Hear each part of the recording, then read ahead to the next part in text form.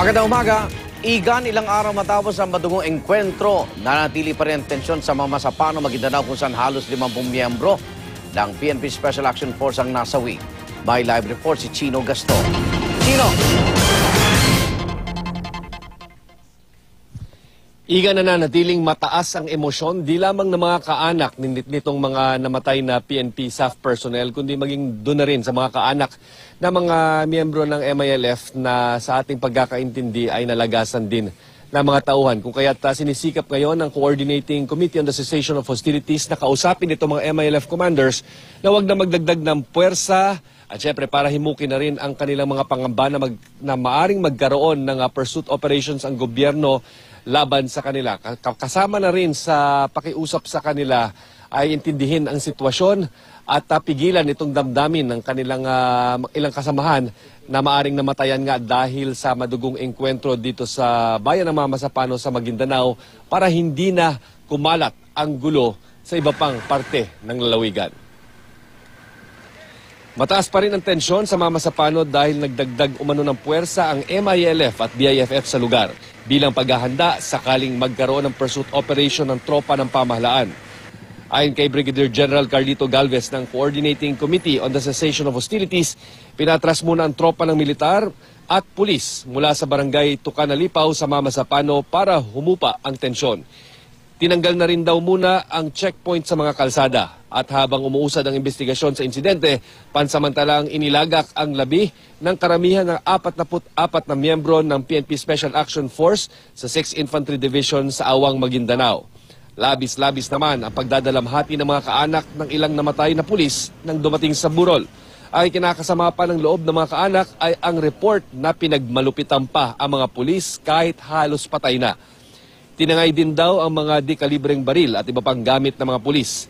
Nilinaw naman ang tagapagsalita ng BIFF na si Abu Mama Misri na hindi pinagmalupitan ang mga pulis. Ang tinamuraw nilang sugat ay nakuha mula sa engkwentro. Ngayong araw o di kaya bukas ay inaasang dadalhin na ang labi nitong karamihan ng mga namatay na miyembro ng PNP SAF at inaasang bibigyan sila ng parangal at pagkilala ng pamunuan ng PNP dyan sa Metro Manila bilang pagkilala sa kanilang sakripisyo. Samantala, nakumpirma natin na walang ikinakasang operasyon laban sa BIFF o di kaya sa MILF dahil sa insidente. Pero Igan, ang napakarami ng mga tauhan ng PNP Special Action Force at maging ng militar ang nag-aantabay sa naka-schedule na talumpati o nationwide address ng Pangulo mamayang 6:30 ng gabi patungkol sa insidente. At yan ang latest mula rito sa Maguindanao. Balik sa iyo, Igan. Chino, wala ba nabanggit yung mga kaanak ng mga yumaong pulis o kaya yung mga nakaligtas kung sino ang nag-utos dito sa operasyong ito na hindi pala alam ng mga matataas sa opisyal natin?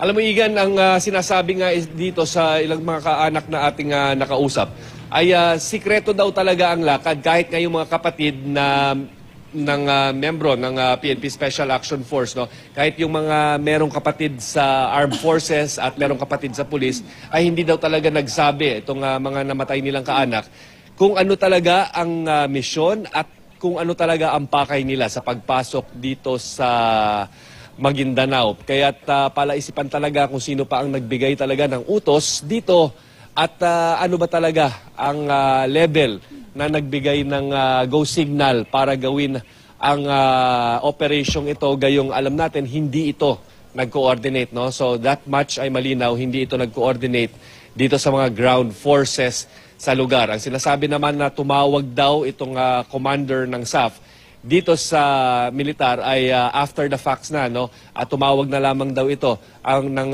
mga tauhan ng o mga commanders ng PNP SAF dito sa mga tropa ng militar nung napabakbak na sila at na-engage na sila ng BIFF at ng MILF. Ano naman ang papel? May nakita kasi mga sundalong Amerikano, no, na tumutulong sa rescue at retrieval operation. Ika nga nung araw pa lang na natapos itong insidente, Chino.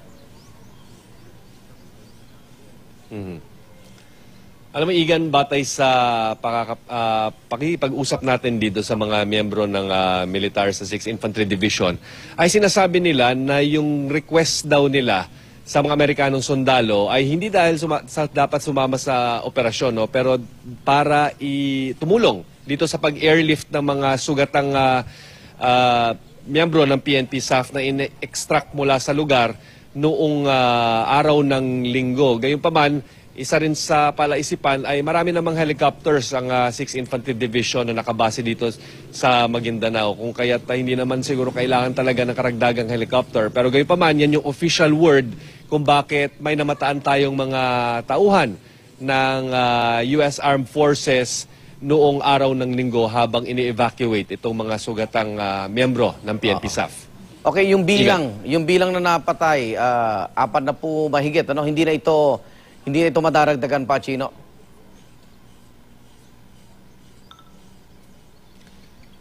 Well, ayon na rin sa PNP Maguindanao na provincial director ay sinasabi niya na all accounted for na. Sa katunayan ay tinigil na nga yung retrieval operations dahil para sa kanila ito na nga ang totoong bilang ng mga miyembro ng SAF. So all accounted for na. At yung mga namatay daw ay hindi na daw madadagdagan yan dahil ito na nga yung actual na bilang. Bagamat nung unang ilang araw ay medyo hindi pa natin talaga alam kung ilan sa kanila ang pumasok. Pero yung official bilang ay 73, tapos 44 yung namatay. Pero yung kabuang force na nag-secure at naging bahagi ng operasyon ay aabot daw ito sa mahigit 300. Igan. Maraming salamat, Chino Gaston.